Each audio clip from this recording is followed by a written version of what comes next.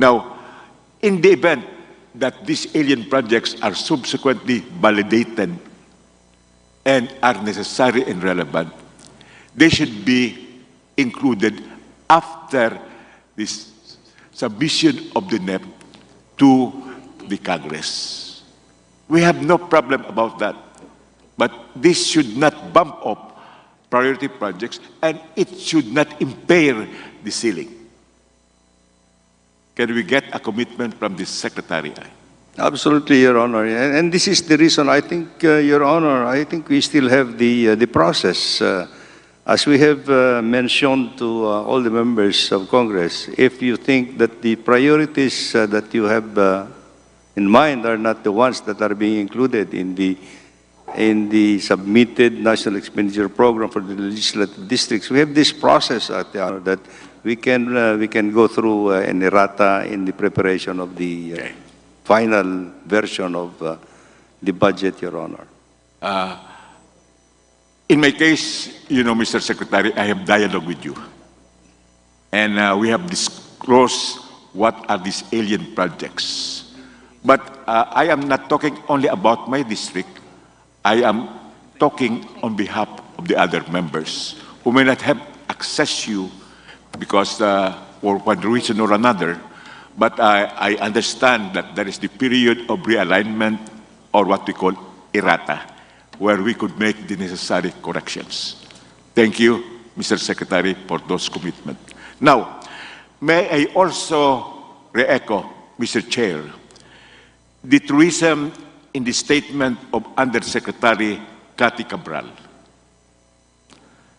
that in the distribution of authority, the regional director is principally tasked to supervise and monitor the implementation of infrastructure projects, and it is the district engineer who is charged principally with the implementation of these projects. I think in one meeting of district engineers, the distinguished Undersecretary Cathy made this statement. Could you expand on that? Let me just expand, Your Honor, on my own, because I think this is an operational issue that we're talking about. And yes, I fully agree, Your Honor, that I think the regional office is the supervisory arm of the department in terms of the implementation of the projects at the district level. So they have to exercise actually the supervision responsibility in the implementation of the projects, but the principal responsibility of the projects would be in the district offices, Your Honor. However, there are certain projects that, of course, the regional offices are also authorized to implement in major activities, Your Honor. Okay. Mr. Chair, although we truly respect the discretion of regional directors, I think they should be cautioned not to submit excessively pegged projects in the amount of more than 150 million to 200 million just to assume the authority to implement these projects at the expense of the main implementers, the district engineering offices. Mr. Chair, I think I have delivered that message well enough and don't need to have any comment on it. Last point, Mr. Chair, there is a Department Order number 89, series of 2023, dated July 31, 2023, on the sole implementation of Daan Maharlika projects by the regional offices. My district is not concerned with this order because in my district there are no main roads with respect to the Daan Maharlika. We have only Maharlika junction roads. But I am speaking on behalf of many members who have approached me that if possible, the Secretary could review this Department Order number 89 with respect to far-flung areas where the district engineer may have the better access. Anyway, they have also the technical capability to perform or implement these projects. Thank you, Mr. Chair. Thank you, Mr. Secretary. Thank you, Mr. Colleague from the Independent Minority. Before I recognize our good friend, the only Tebes in the house, I'd like to recognize the chairman of the Committee on Public Works, Honorable Romeo S. Momo. Thank you, Mr. Chairman. Actually, this is not a question, Mr. Chairman. This is just a manifestation. The manifestation is in connection with the questions of Honorable Congressman Libanan, the minority floor leader.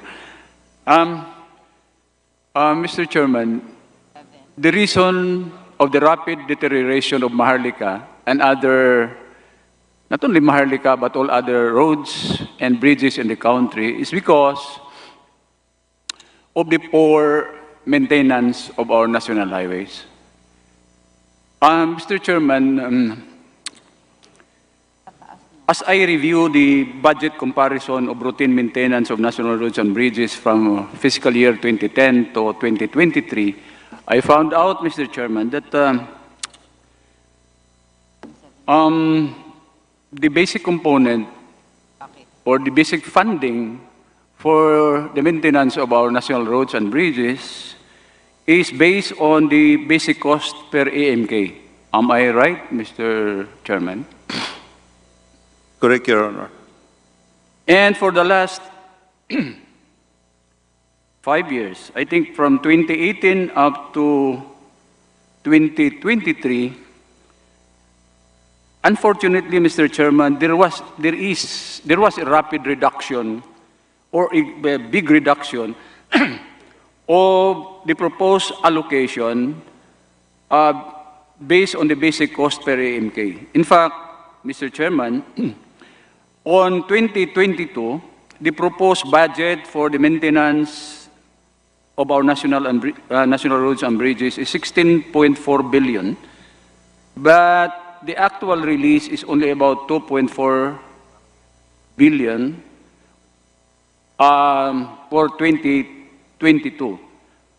The highest AMK, basic cost per AMK, actually, was on the year 2018, where the basic cost per AMK is 162,989 per AMK, Mr. Chairman.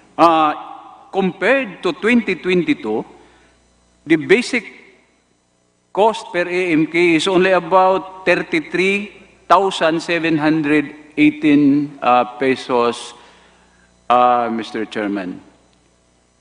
How can you expect a high level of maintenance if this will continue to exist on the coming years, Mr. Chairman? And if this will not be restored to its requested amount, then I would assume that there will be a rapid deterioration of our national highways, not only of Maharlika, but all other highways in the country. So can we be assured by the Honorable Secretary, Mr. Chairman, that these proposals for the basic maintenance allocation of our national roads and bridges be maintained and it should not be touched so that we can expect a higher level of maintenance in the near future or next year and on the coming years, Mr. Chairman? Well, thank you very much for that manifestation, Your Honor. I fully agree with your observation that indeed, over the years, there has been a continuous and diminishing reduction in the maintenance allocation for national roads, not only for national roads, but for other facilities, infrastructure facilities, Your Honor. And yes, you're correct that the lack of maintenance allocations, maintenance funds, over time leads to deteriorating infrastructure. And again, the consequence is there will be significant increase in the rehabilitation cost of all the projects, of all this, the situation of the roads that we are talking about. And this is one area where we would implore the support of Congress, actually, that our allocation, our proposed allocation for maintenance, for road maintenance, and other facilities under the proposed 2024 budget would be secured and sustained, Your Honor. Mr. Chairman, the reduction of the proposed allocation for the maintenance of national roads and bridges will lead to the following. Number one, in your district, this is for the information of all honorable members of Congress. This will lead to the following. Number one, reduction of labor on roadside maintenance. Bababa, wala na tayong mga empleyado sa national highways dahil wala nang maibayad ang ating mga district offices ng mga tauhan nila. Number two, reduction of the very vital fuel needs of the equipment. In fact, Mr. Chairman, if honorable members of Congress, if you go back to your district, maraming equipment ng DPWH hindi na tumatakbo dahil walang maibili ng diesel fuel. Number three, the resealing and other activities of the district on the cracks and joint sealing, natigil na nila yon. And what will happen? If this will not continue, severe ang damage at very costly ang restoration and rehabilitation. That is all, Mr. Chairman. And I hope the Secretary of Public Works and Highways will again see to it that this will not be reduced. Thank you, Mr. Chairman. Thank you, Honorable Momo.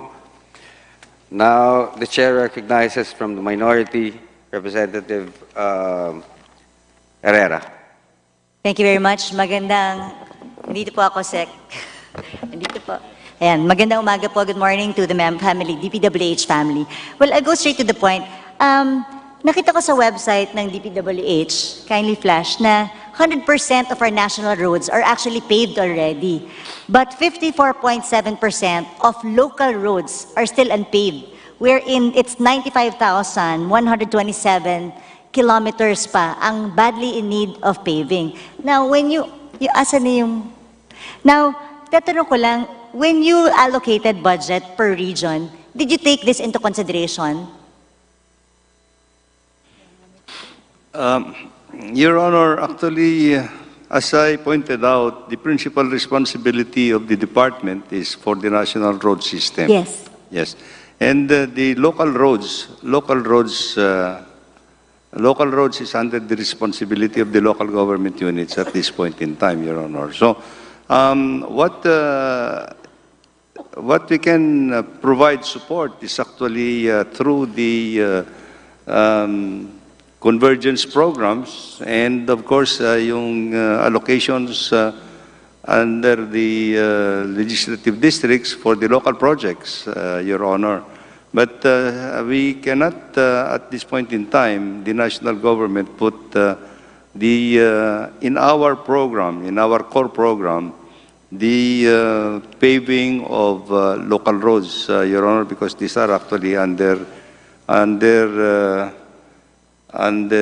Executive Order 138. These are already devolved to the local government units, Your Honor. That's right, Mr. Chair. But we still put under the CSSP, correct? Under the CSSP, nagkaroon pa rin po tayo ng projects for local. Isn't that the whole point of the CPAG and the BIP? Can you... Correct. That's correct, next Your slide? Honor. Yes. So we put budget for local infrastructures. Next slide, yung table 8.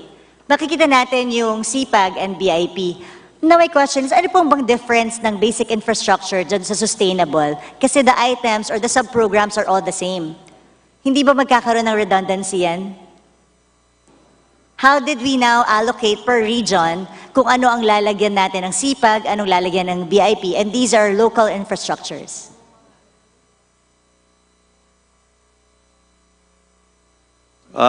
Your Honor, I think there are two different modalities. No? Kasi yung SIPAG, which is actually, ano ba yung panon? Is actually basically initiated by DPWH, and yung BIP is actually for the local priorities of members of Congress, Your Honor. So yun, Mr. Chairman, how did you decide what to put in what region for the SIPAG? Because nakikita ko there are regions na malaki, there are regions na maliit. That's why I'm asking if you looked at your own data of areas that needed to be done, like the paving of local roads, kasi 100,000 kilometers, more than 100,000 kilometers pa yung kailangan. Your Honor, I think the process is that we, first of all, in the allocation of the budget of the department, first of all, we have to satisfy the core program of the department, right? The core program of the department. And of course, there is an allocable amount that is allocated per legislative district.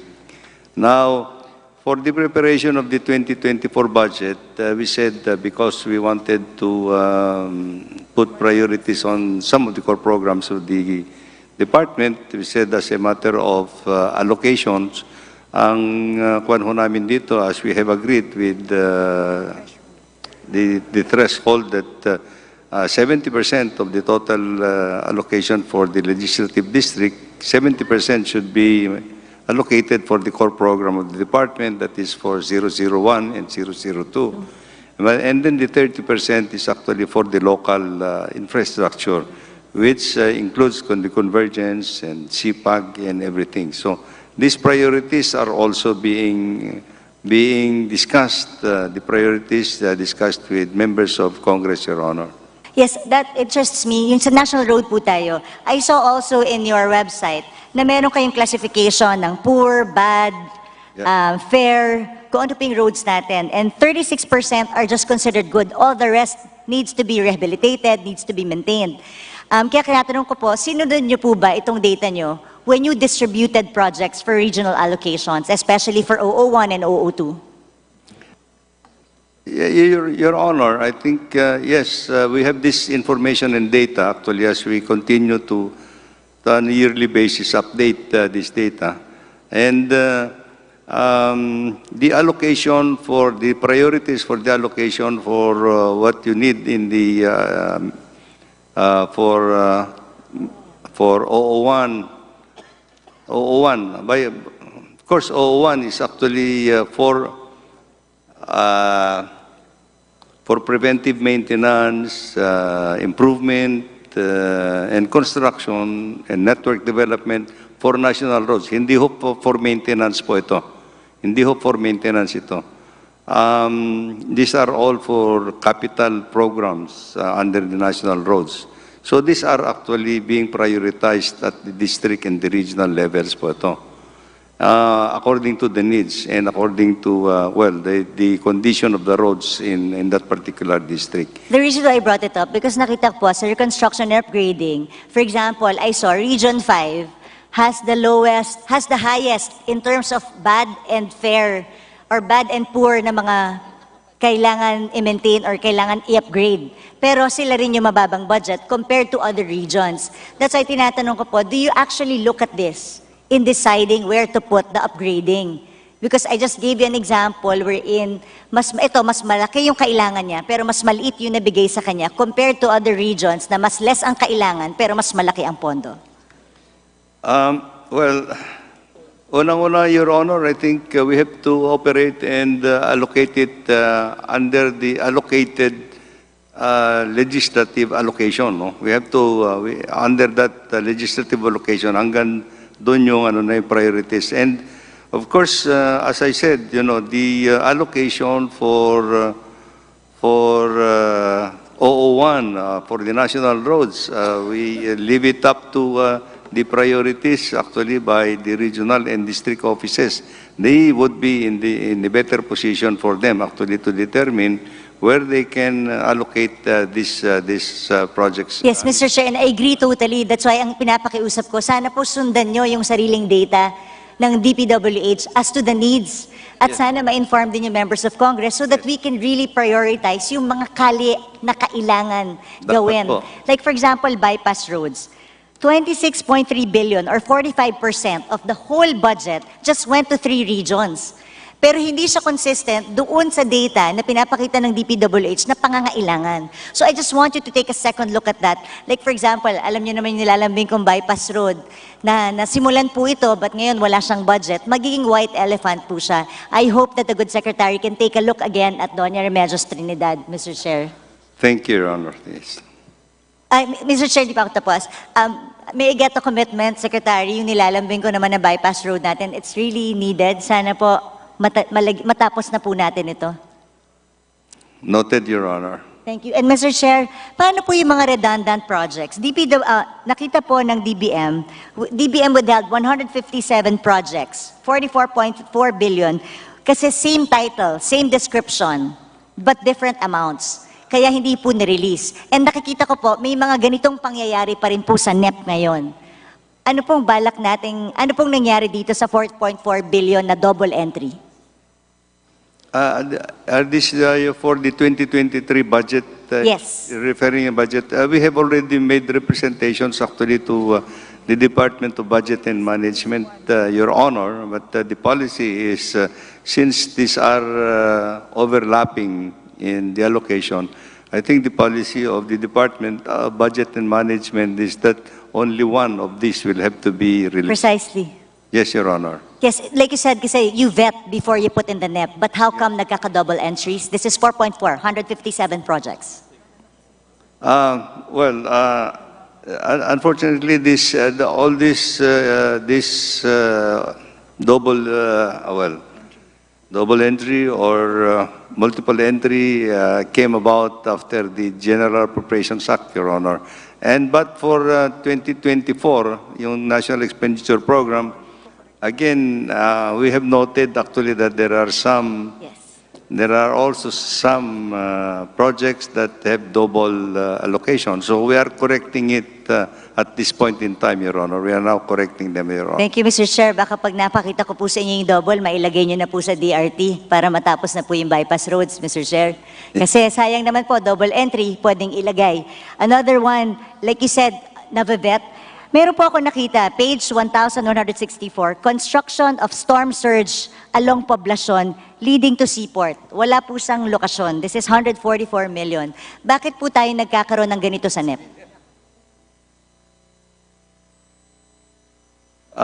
Is this duplication, Your Honor? I'm sorry, but... No, it's not duplication. There's no location. So I don't know why meron tayong ganitong item sa NEP natin. Because you said nagkakaroon ng mistake after GAA. But this is NEP 2024. Page 1164, construction of storm surge along Poblacion leading to a seaport. This could have been a local priority, Your Honor, under... We will look at it and Yes. probably correct it, Your Honor. Thank you, Mr. Chair. Ano ba tanong ko? Yes, Mr. Chair, yun pa yung sa foreign assisted projects. Actually, nalulungkot po ako. I feel for you nung pinakita niyo po ito. Because 70 billion po ang in-apply nyo, ang pinapose nyo, we only approved 7.1. Ano pong naapektuhan? Mr. Secretary. Through you, Mr. Chair. Definitely, Your Honor, it nag-slow down yung implementation of these projects and the consequences actually, if you delay actually the implementation of the projects, of course, there are many consequences to it.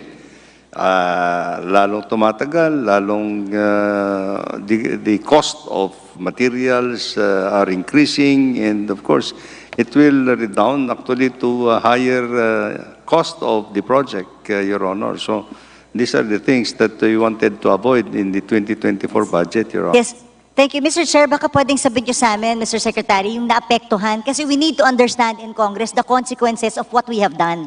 Like for example, for assisted, you're now requesting 70 billion again. Baka mamaya, tapyasin na naman namin, gawin ulit naming 7 billion. Ganun din po doon sa pre-feasibility study, ganun din po sa payment of right-of-way. You have to make us understand, Mr. Please submit to the committee para makita po namin ito. The consequence ng ginawa po Your namin. Honor. Yes, absolutely. And last na lang, Mr. Chair, yun pong budget sa flood control, napakalaki, 213 billion. It's even more than the OTR, DSWD, ganun siya kahalaga. My question is, hindi po ba as a flood control mechanism, pwede bang gawa tayo ng catchment basins? Mas makakatulong pa po ito sa farmers? Kasi it's one way also of mitigating flood. So if we convert the 200 billion, kahit portion lang doon to catchment basins, mababawasan ng flood, magkakaroon ng tubig ang farmers, and there will be more potable water also. Is this something that can be considered? Para matulungan natin ang NIA, ang DA? Well noted, Your Honor. I think this is one of the areas that we are looking at actually in the implementation of the flood control projects, particularly in the 18 major river basins, Your Honor.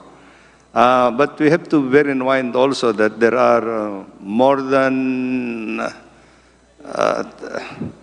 4,000 rivers all over the country, and there are local priorities also that we'll have to attend to some of these projects, Your Honor, at the local level. But for major river basins, Your Honor, we can assure you that we are actually looking into permanent, sustainable flood control programs in the major river basins, Your Honor. I look forward to that, Mr. Secretary. I hope we can sit down and discuss on this one kasi ito po makakatulong po sa ating mamamayang Pilipino. Maraming salamat, Mr. Chair. I'll just list for round 2. Thank you. Thank you. Thank you. Now, the chair would like to recognize my good friend, the only Teves left in the House, Deputy Majority Leader Bong Teves.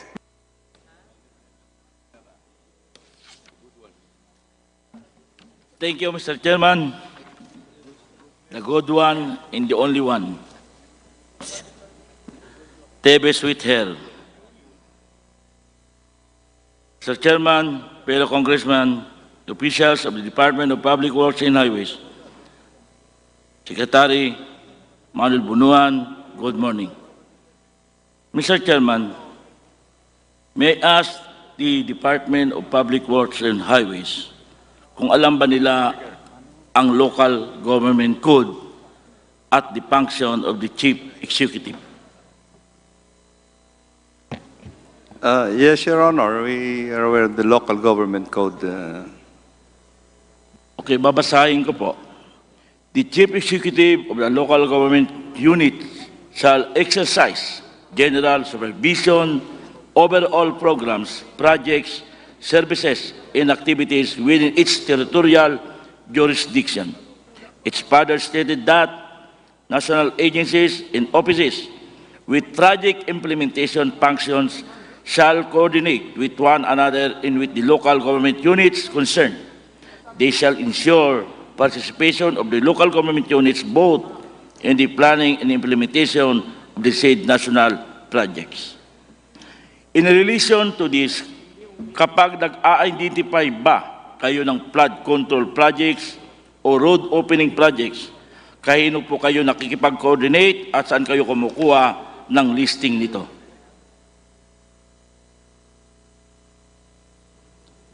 Yes, Your Honor, we are very aware of these provisions on the local government code. Actually, this is the reason why I think we have emphasizing that the priority projects, priority programs of the department would have undergone actually the scrutiny at the endorsement of the Regional Development Council, in which the local government units are supposed to be consulted and coordinated with, Your Honor. Mr. Chairman, ako po ay isang party list representative. Nationwide po ang aking pag-iikot sa aking mga constituents. May mga governors at mayor po ako nakakausap sa kanilang mga lugar. At ang kanilang mga hinaing mayroon pong mga identified flood control projects at road opening ng DPWH na hindi naman angkop sa kanilang mga LGUs. Minsan, unimplementable pa. Ibig sabihin, mismo kayo ay hindi nakikipag-coordinate sa ating mga local government units. Dahil po sa walang koordinasyon, Mr. Chairman, nakita po mismo ng Commission on Audit na may 2,395 DPWH locally funded projects which an aggregate of cost of 96.2 billion were delayed, were not efficiently implemented of the said locally funded projects. 1,798 projects worth of 60.1 billion were unfinished within a specific contract time. 413 projects worth of 27.5 billion were suspended. 90 projects worth 5.1 billion were terminated. And 94 projects worth of 3.5 billion were not started at all. Dagdag pa po rito, sa 2023 General Appropriation Act, DBM flagged the release of funds amounting to 4.4 billion para sa 157 DPWH projects dahil na-double po at na-overlap ang mga projects na ito. Galing na po ito sa Commission on Audit. Every year, Mr. Chairman, meron pong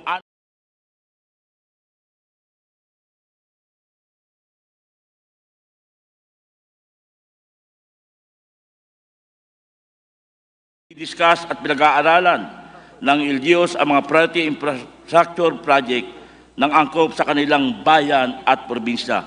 Pero bakit po ganito ang naging observation ng Commission on Audit?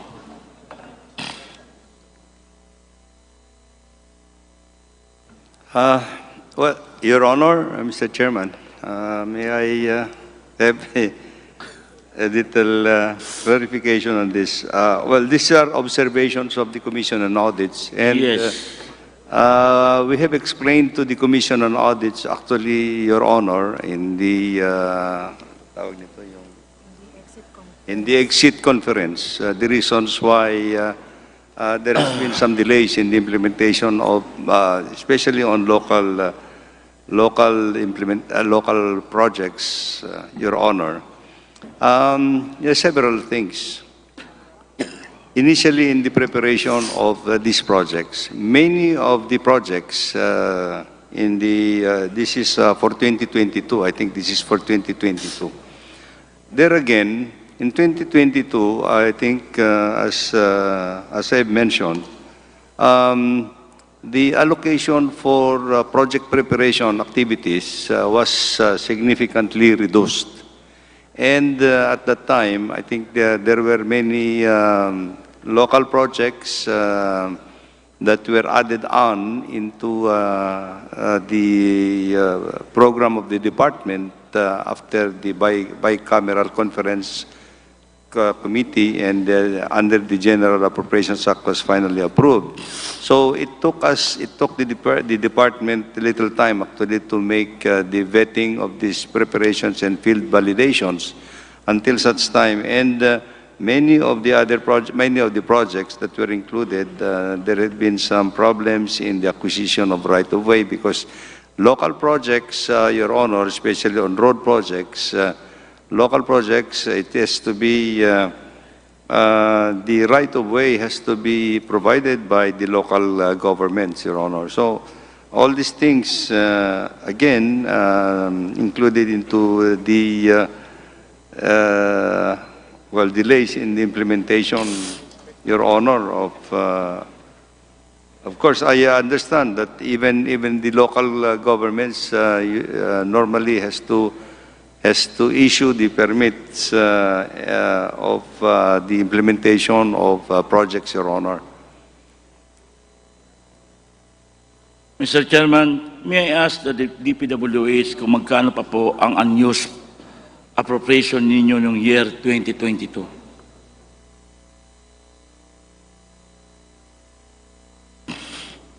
(2022), Your Honor. Yes po. Nasa 97.3% na ano natin.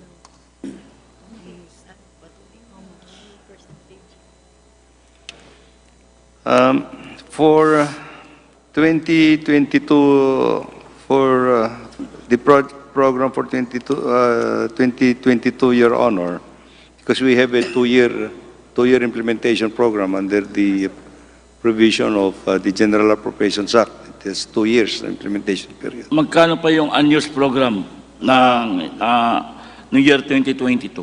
For 2022, Na hindi pa nadi-disburse. uh, 14% na lang ang undisbursed. ang pan na lang po namin dito is almost the entire allocation, budgetary allocation for 2023 is already 97.3% obligated, Your Honor. How much ang natitirang money? 41.6 billion? Yes, Your Honor. Okay, 41.6 billion ang hindi po na unused budget for the year 2022, Mr. Chairman.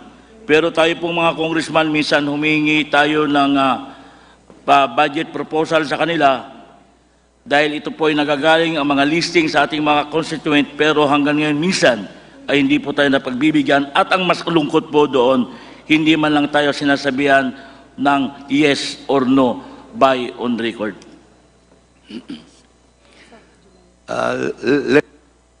Let me clarify that a little bit, Your Honor. For 2022, the unobligated balance as of July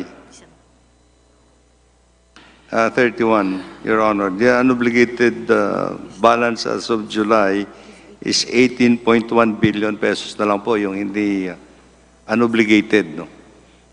But we have until the end of the year actually to obligate and disperse the 18.1 billion. Year 2022 po yun, Mr. Chairman. Yes, Your Honor. So I guess we have some time. That was July, and I'm sure that many of these have also been obligated already at this point in time, Your Honor. Thank you. Mr. Chairman, how much is the procurement capacity of the District Engineering Office of the DPWH na pwede magpabidding? Your Honor, when I assumed the office in the department last year, I have increased the authorities of the district engineering offices with the intent that we want to expedite implementation of the projects, because to increase the absorptive capacity of the department. So I have increased actually the level of authority of the district engineering offices from 50 million to 150 million pesos, Your Honor. And for the regional offices, of course, from 150 to 300 million pesos, Your Honor. From 300 to 400 million, I'm corrected, yes, Your Honor. Thank you, Mr. Secretary. May I ask, Mr. Chairman, may I ask if nandito po yung Region 5, Regional Director nyo? Yes, Your Honor. Okay. Mr. Chairman, tinanong ko po ito because based on this representation, gathered information, there are complaints from the Catanduanes Constructors Association that projects as low as 3 million were transferred to the Regional Office of 5 for bidding and implementation, even though the said project were originally itemized in the District Engineering Office for procurement and implementation under the 2023 General Appropriation Act. kahit yung mga empleyado ng inyong distrito, doon po sa Catanduanes, wala na pong ginagawa, nagre-reklamo na po sila. According to the regional director, it was transferred in order to fast-track the bidding process. However, according to this representation, source ay 25% pa lamang na nabidding for this reason. May this representation request the God Secretary to submit this representation office the following documents: status of project implemented by the DPWH Regional Office 5 in the province of Catanduanes for the year 2023. Status of project implemented by the Catanduanes District Engineering Office for 2023. Request the DPWH Regional Office 5 for the performance rating of the or disbursement rate of all district engineering offices in Region 5 from year 2019 up to present. Request the DPWH Central Office of the performance rating for the disbursement rate of all DPWH regional offices from 2019 up to the present para ma-check natin kung ano ba ang performance ng Region 5. Thank you very much, Mr. Chairman. Thank you. Well noted, Your Honor. We will Yes, comply. we request the department to provide the requested documents. Now we go back to the minority. We now recognize Representative Raul Manuel from the minority. Thank you, Mr. Chair. Mr. Chair, may tanong ako tungkol sa notorious na Ungka flyover sa Iloilo. Bagamat po ito ay naging topic na rin sa Committee on Public Works dito sa Kamara, pero dahil ang pinag-uusapan natin ay 2024 national budget, baka po kasi pondohan na ang repair para dito. Mr. Chair, para po maunawaan ng mga fellow representatives natin na hindi pa nababalitaan yung sa flyover, May 2022 to April 2023, 3 sa 16 na mga piers ang lumulubog. Kaya po for 2 years, hindi po magamit-gamit ang flyover. Nitong September 5, Mr. Chair, nag-second anniversary na ang flyover. Mr. Chair, isa sa mga pier ang naging displacement po, 16 inches. Parang ganito yung 16 inches. May isang pier din po, 19 inches. Parang ganito po yon. Tapos pinakamalala, Mr. Chair, 23 inches. Ayan, parang ganun po. Kaya talaga sobrang galit na galit na ang mga mamamayan ng Iloilo dahil dyan. Mr. Chair, hindi naabot ang solid soil layers nung mga pier. Mr. Chair, I'd like to ask, may soil test ba na ginawa bago i-construct yung flyover?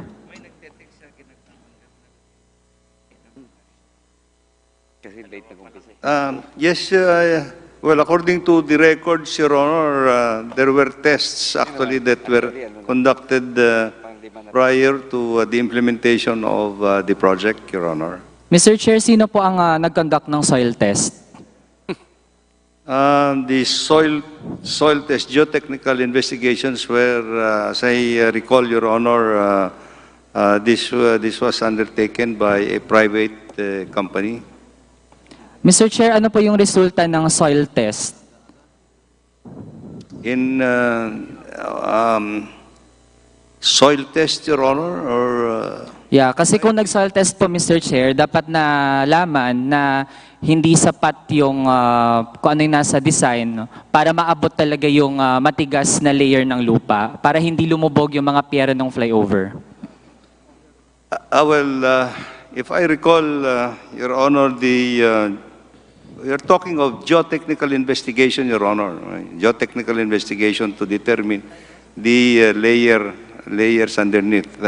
Actually, Your Honor, if I recall, I think the result of the initial geotechnical investigations that was used in the design was, I think, a little more than 24 meters, Your Honor. How many meters po, Mr. Chair? I think, more or less, Your Honor, I don't have the exact figures, but my recollection is that I think it's about 24 meters, Your Honor. 84 meters. Mr. Chair, sino po ang gumawa ng design ng flyover? The design of the flyover was also done by a local consulting firm that was engaged by the department at that time, Your Honor. Mr. Chair, sino ang nag-approve ng design? The approval of the design, of course, will be the Department of Public Works and Highways, Your Honor. Mr. Chair, based sa naging report ng third-party consultant, yung Abinales Associates, yung nag-check na nung itong flyover na hindi magamit-gamit, 30 meters deep lang ang mga pier. So bakit po ganun lang yung mga pier, pero yung 50 meters na lupa actually from surface level ay malambot pa po yon. 50 meters malambot, pero yung pier 30 meters lang. Bakit po nakalusot ang ganitong design, Mr. Chair? Well, Your Honor, to put it into its perspective, I think this is one of the reasons why we have engaged Abinales actually to validate actually the geotechnical investigations, no. And of course, Your Honor, this is the reason why we have to undertake some rectification on this project, Your Honor. Pero Mr. Chair, in the first place, kung sa design pa lang pala, meron ng problema, bakit po smoothly na nahayaan ito? Mr. Chair, wala bang naging monitoring ang ahensya habang kinoconstruct yung project? And even dun pa lang mismo sa pag-approve ng design, Mr. Chair. Your Honor, these are the things that we are looking at this point in time. Unfortunately, nadatnan ko lang ito, Your Honor. So, these are the things that we are looking into. Actually, how the project was designed, how it was approved, and how it was implemented at this point in time.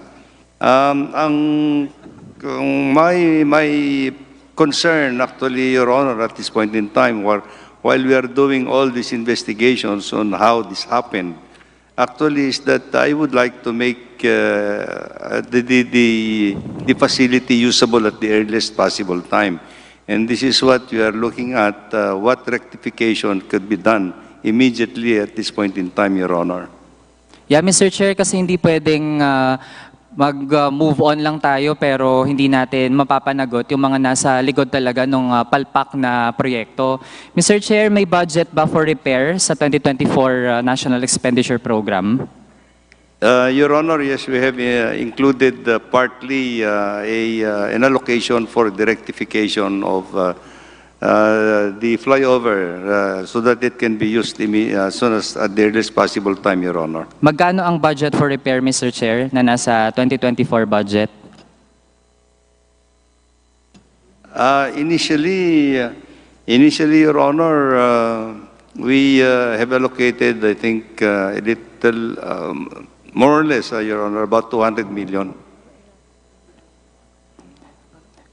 Mr. Chair, napakalaking gastos po nun for repair, lalo na't ang original cost ng flyover 680 million. Very costly po yung repair. Kaya kung i-shoulder na naman ito ng ating mga kababayan, sobrang inostisya na po ito habang hindi natin nakikita yung sincerity na mapanagot talaga yung mga nasa likod ng proyekto, Mr. Chair. And there's no other agency but DPWH para humarap, magpaliwanag sa mamamayan ng Iloilo regarding this, Mr. Chair.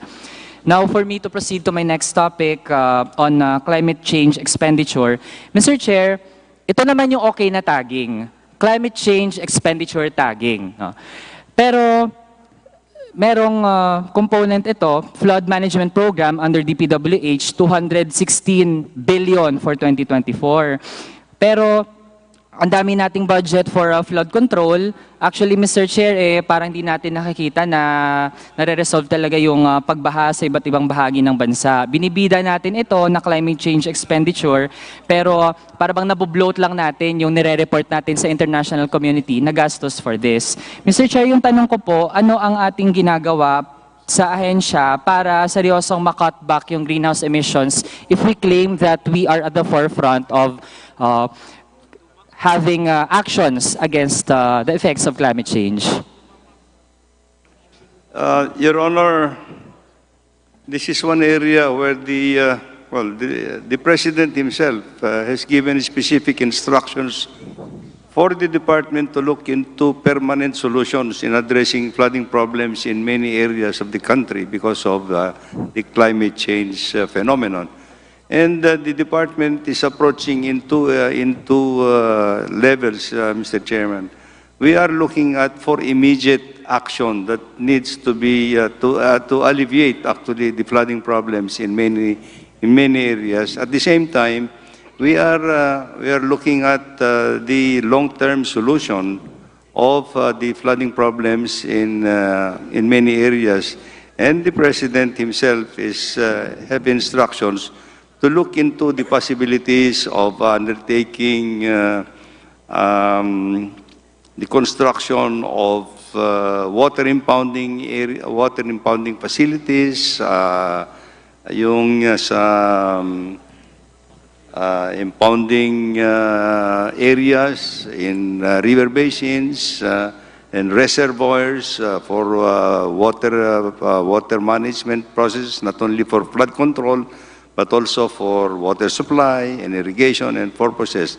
And all these things are actually now being laid out now for the implementation of projects in the department.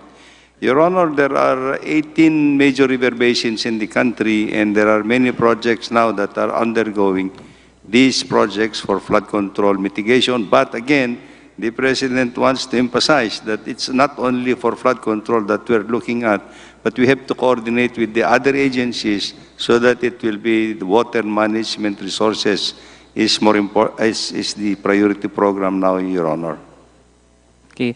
Mr. Chair, while binanggit na may iba pang mga climate change related projects na hindi flood control, pero based po kasi sa study ng University of Oxford at ibang organizations, yung infrastructure po responsible siya for 79% of all greenhouse gas emissions. Kaya po, Mr. Chair, sa international level, ganito na po yung observation. Kaya dapat mas ma-rationalize natin yung ating climate change expenditure, pati sa infra. For me to wind up, Mr. Chair, tingin natin sobrang laki ng ginagastos natin sa infrastructure, itong mga big ticket infra projects, dependent din naman sa mga imported na mga materyales, equipment, tsaka mga contractors. Kaya yung stimulus effect nun sa atin, Mr. Chair, ay hindi din naman ganun talaga kalaki. Yung mga sources of imports natin for all these projects to push through ay yung mga sources of imports yun naman talaga yung magiging big winners dito. Kaya Mr. Chair, yung long-term impact ay magiging limitado kung hindi naman ito geared for national industries natin and development of agriculture. With that, I end, Mr. Chair. Thank you. Thank you very much, Representative Raul Manuel. Now, going back to the majority, we recognize Representative Edgar Chato. Thank you very much, Mr. Chair. Good afternoon to our colleagues and the family of DPWH led by Secretary Bonoan. This is my 5th term in Congress, and I have strongly supported the DPWH budget through time. Our infrastructure programs not only provide ease and convenience in moving people and services and products, but most especially, it has the highest impact also in job creation. So this mobilizes the economy even further. Just a few questions, Mr. Chair. Just want to pick up also discussions on flood control and most especially on climate change. Being the chair of the House Committee on Climate Change, I just want to know if there is really now a strong collaboration between the National Irrigation Administration and the DPWH, from planning to the implementation of flood controls, because there are also matters that we need to look into. Water management is very, very important, and it can work to the advantage of the agriculture sector affected by climate change.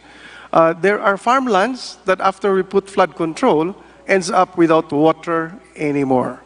The expertise of water flows and irrigation is with NIA, while we are doing also the infrastructure on the part of DPWH.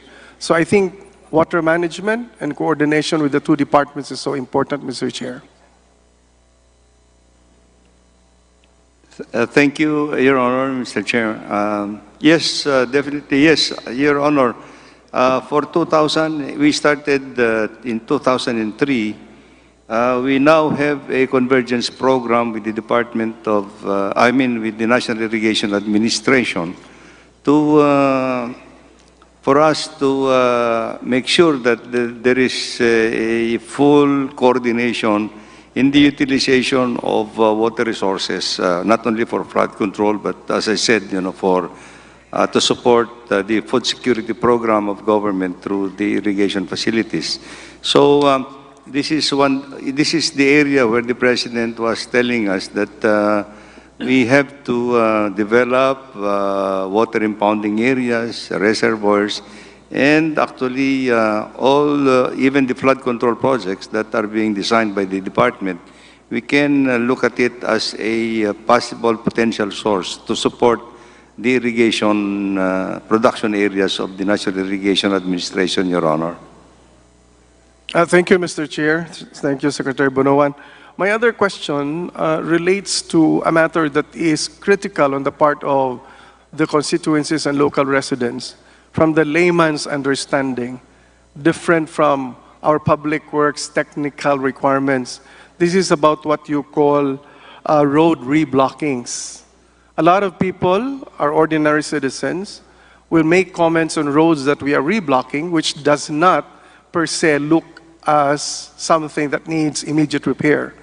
And they always comment, and not, unfortunately, it's not only DPWH is being asked to explain, but even the congressman, on why roads that looks good are being reblocked when there are roads that would still need more rehabilitation that are not provided with repair or rehabilitation.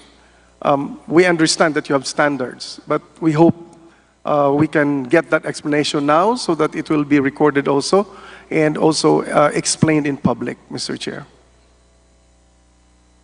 Yes, Your Honor. I think, well, this is a very technical issue, actually, that I want to elaborate a little bit. Reblocking is necessary when there is deterioration that is already predominant in the pavement. And this should undergo actually a technical assessment, whether it is necessary to reblock or not.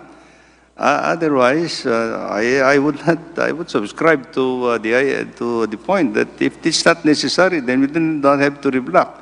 There are other means by which we can improve the riding quality or the rideability of the pavement at one point in time through preventive maintenance, as we call it, preventive maintenance. Now, there are areas where it seems to be that the pavement is looking good, but there are due to engineering assessment, it may already be necessary to replace it, because if we are going to wait it until it is deteriorated completely, it will be more costly. We can save the pavement underneath and put a new pavement on top of it. Actually, this is one of the reasons why. Until such time that, the assessment is that even the base and the sub-base would have been deteriorated, it will be more expensive, Your Honor. But I agree with you that I think it has to undergo an engineering assessment before anything else could have been done, Your Honor.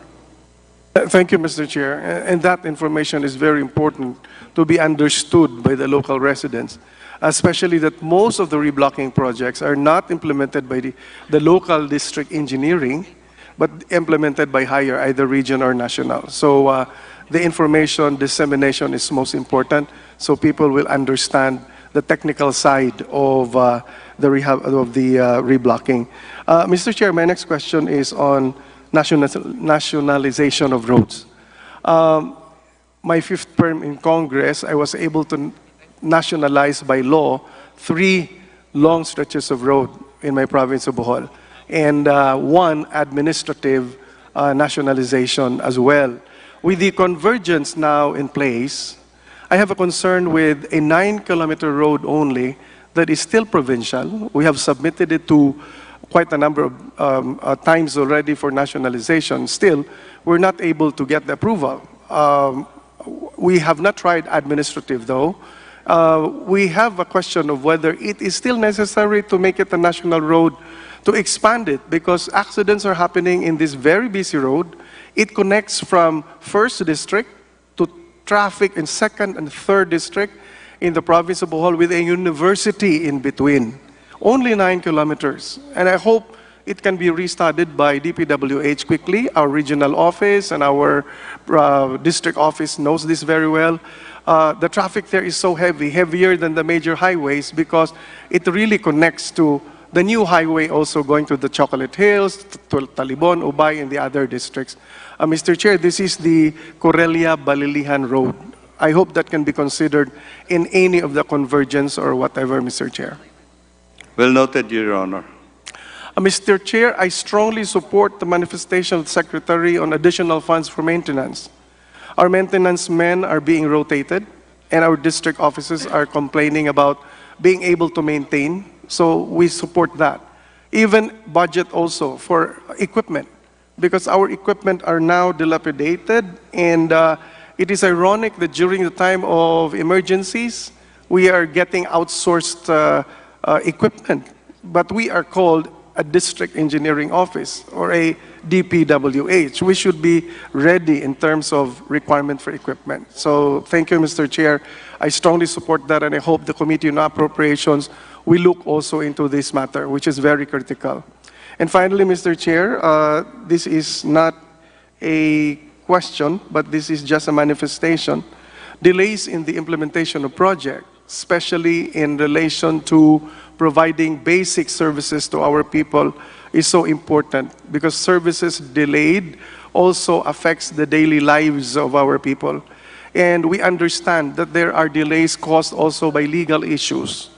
And we hope that our DPWH, the Solicitor General's office, our legal offices, will be working double time to make sure that we shorten the waiting time of our people in seeing to it that the services are delivered to them. This is a manifestation that will really be beneficial to many who will need good roads, who will need good irrigation facilities, who will need water supply, and other basic services that are expected on the ground. I think that's all, Mr. Chair. Thank you very much. And Secretary Bonoan has been a strong partner in the province of Bohol, even at the time when I was serving other positions in government in my 42 years in public service with elected positions. Thank you very much, Mr. Chair, Secretary Bonoan, and DPWH. Thank you, Your Honor. Thank you. Thank you to our colleague. Now, before I recognize the next interpolator, the chair would like to announce that I will be declaring a lunch break from 12:30 to 1 p.m. So, with that, we now recognize Assistant Minority Leader Marisa Magsino. Good afternoon. Thank you so much, Madam Chair. Mr. Chair, to the DPWH family, Secretary Banoan, to our esteemed colleagues, magandang tanghali po. This is regarding the Special Road Fund or the Motor Vehicles Users Charge. The Special Road Fund established po under RA 8794 as amended by RA 11239, naka-earmark po ang revenue nito sa administrasyon ng DPWH at dapat lamang pong gamitin solely for the construction, upgrading, repair, rehabilitation ng mga roads, bridges, road drainage. Separate pa po ito sa regular funding ng DPWH. As of December 31 po, 2022, ang balanse po ay 66,188,936. For 2024, ang projected collection po ay 24,595,974, from which ang corresponding proposed expenditure po for 2024 ay 15,232. Ang surplus po nito ay 9,763,974 na that will accrue to the outstanding balance po to the fund. Ang tanong ko po, Mr. Chair, why are we allocating a very small amount of 15,232 from a huge balance of more than 66 billion, excluding pa po yung projected surplus na 9.7 billion for 2024? Naka-earmark po ang revenue na ito, which means that the money is available, deposited sa special account po in the General Fund of the National Treasury. Hindi ko po maintindihan ang reason behind this practice na ang ating po mga national road networks still need a lot of development and improvement. Don't our motorists who sustain the fund deserve better, Mr. Chair?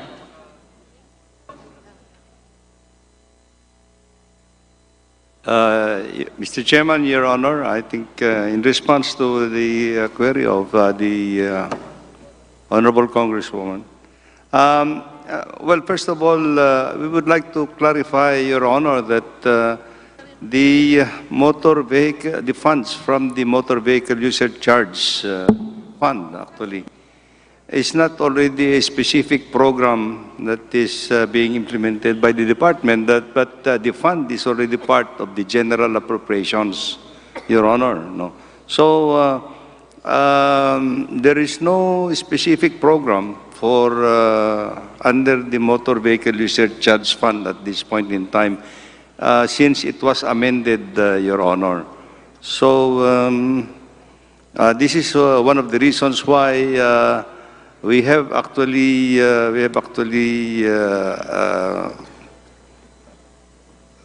suggested that we have to remand it back to the original intent of the law, that it should be made specific again as a separate program to return it back to road users, actually, Your Honor. And we have proposed a bill for that, actually, Your Honor.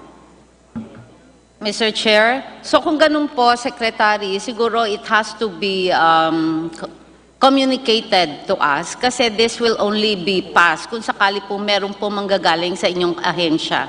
And definitely, we will be supporting naman po. Thank you. Mr. Chair, yes po.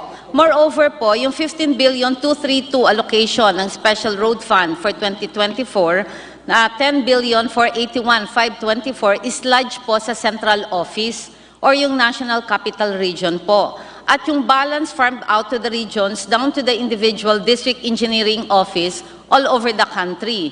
A review po of the breakdown among the DEO shows that varying amounts of allocation from as high as 155 million to as low as 2.77 million per DEO, such as the 3rd DEO of Batangas, which I'm from Batangas, kaya po alam ko po rito.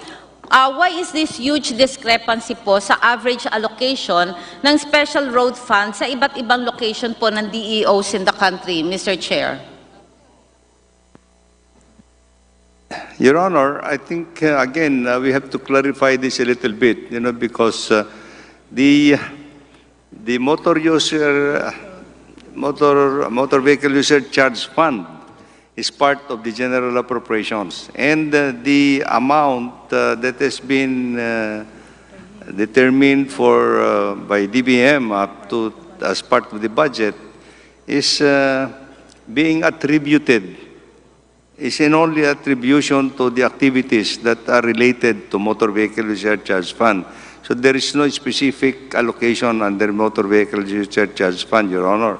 So what we have done is to attribute actually, well, the activities under the Daang Maharlika, the activities under the nautical highways, and other road safety issues that were actually prioritized by the legislative districts, Your Honor. So this is what we have done actually, to attribute only the perceived allocation for 2024, Your Honor. Thank you, Mr. Chair. My next question po is about the road right-of-way, Mr. Chair. For the current year, 2023, DPWH has an allocation of 1,600,000,000 for the payments of right-of-way for various completed projects po. I note that the special provision on the budget of DPWH requires that ROW expenses must be settled first before the commencement of the project. The reason being non-settlement of ROW issues before implementation of the projects will be a major cause of delay and a waste of taxpayers' money. Mr. Chair, I would like to ask, why then is the line item labeled payments of ROW for various completed projects? meaning the projects were commenced prior to the settlement of the ROW expenses in violation of the special provision.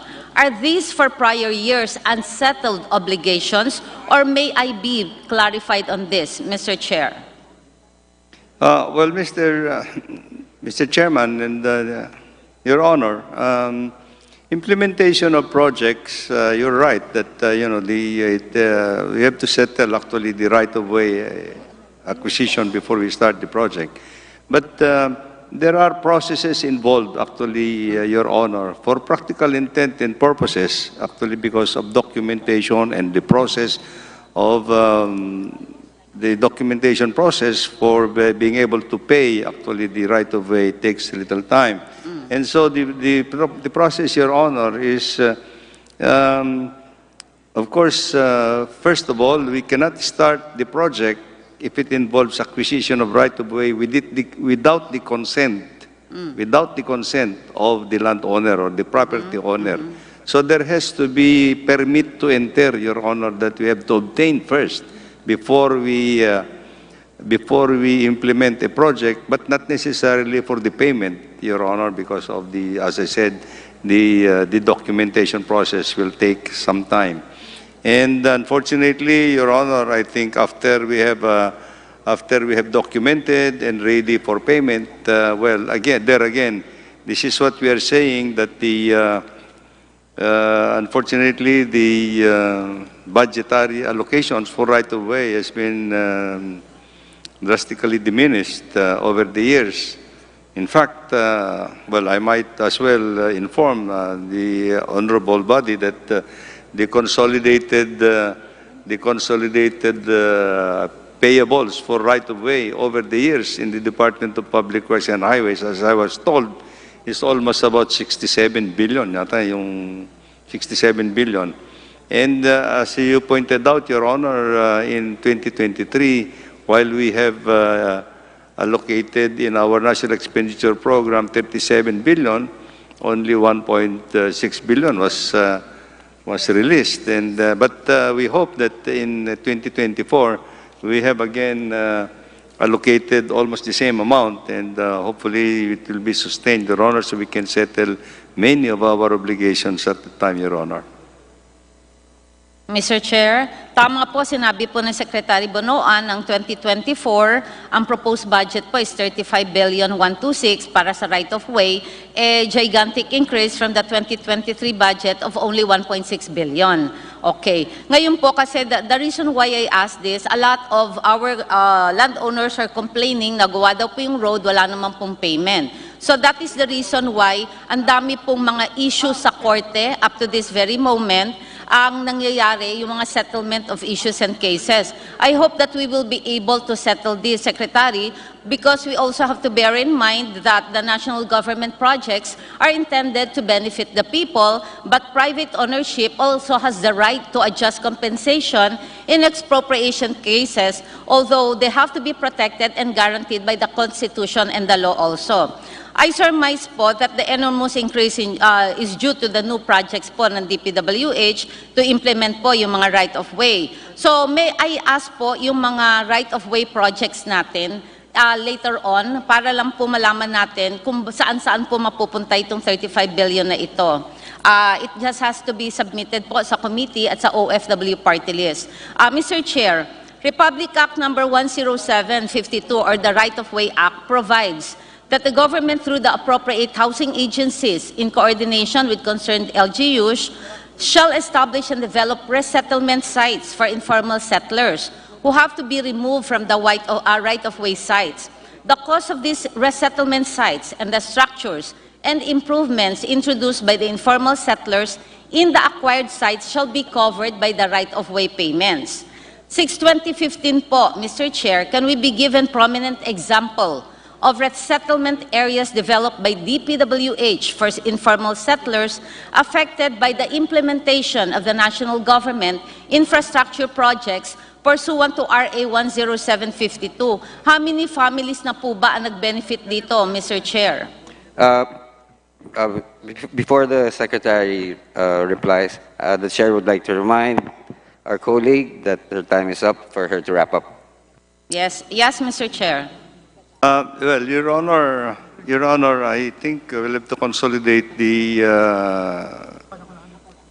exact number of families that we have resettled actually. But yes, we definitely confirm that I think even in the acquisition of right-of-way, the resettlement of families affected will form part of the right-of-way payments, Your Honor. But in many cases, Your Honor, the resettlement issues of families, we are coordinating it with the local government or the national housing authorities. But certainly, Your Honor, we can look into the records of the department on how many families that we have already resettled in many of the projects that we have undertaken, Your Honor. Mr. Chair, so I'm asking po, meron po ba tayong example na mga cited prominent example na mga informal settler families na po na nag-benefit po dito sa mga resettlement areas? Definitely, Your Honor, particularly in the metropolitan Manila, in Metro Manila area. I am pretty sure that even during my time in the department, we have resettled many informal settlers in the implementation of roads and flood control projects in Metro Manila, Your Honor. Thank you, Mr. Chair. We just have to remind that shelter is equally important to our human need, but the provision also is the state has the obligation for our homeless. Maraming salamat po, Secretary Bonoan. Maraming salamat po, Mr. Chair. Thank you very much. Session is now suspended until 1 p.m. Thank you. Sorry, 1:30 p.m.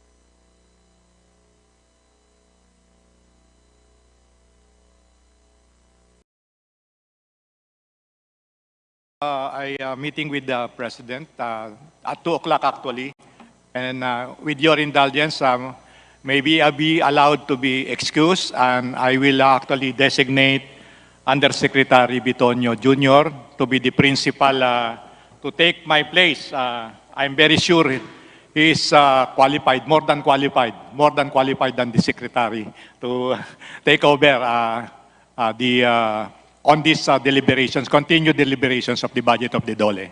Okay.